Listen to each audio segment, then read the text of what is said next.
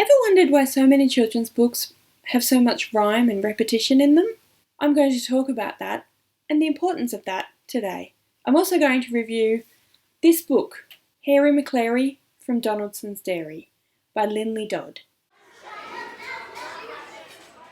Welcome to Grow Together, Learn Together. My name's Mel. I'm an early childhood educator and primary school teacher, and I'm really excited to share with you some of my knowledge and experience when it comes to raising children. To start with, I want to talk to you about rhyme and repetition. These are two literary tools that are very often used in picture books aimed at young children. No doubt you've all heard the phrase, practice makes perfect. As with practicing a musical instrument, repetition in books and stories gives children the opportunity to practice words, sound, and language. Repetition is important for learning because the more we practice something, the stronger the connections in our brain. The stronger the connection, the easier we find a task, and the better at it we become. Repetition is important because it reinforces this learning and gives children the opportunity to go from learning something to mastering the skills. For early learners, the repetition in stories and books helps them to build their knowledge of words, as well as the function of grammar and punctuation within stories.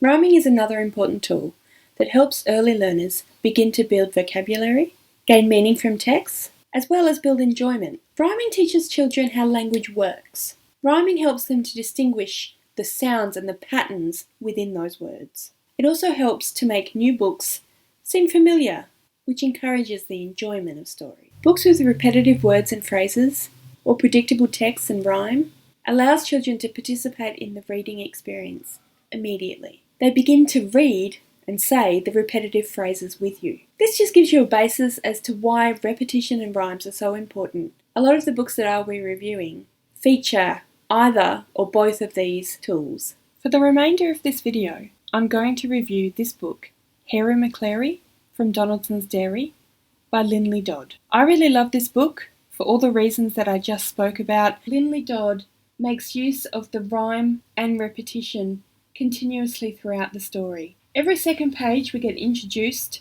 to a new character and reminded of who the characters we've already met are. All the dogs are quite different and are given really fantastic descriptions that outline the type of dog that they are. Schnitzel von Krumm, with a very low tum. Blitzer Maloney, all skinny and bony. Muffin McClay, like a bundle of hay. Bottomley Potts, covered in spots.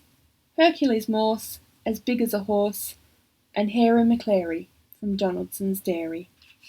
The following page repeats the introduction of the main character, again with the rhymes and the use of repetition. And Harry Maclary from Donaldsons Dairy, with a page like this devoted to Harry Maclary. Then we get some more of the story and what they're actually doing. And then we are introduced to a new character, Scarface Claw, the toughest Tom in town. We're given a sense that the action of the story has changed with this new introduction because we don't have any more rhyming.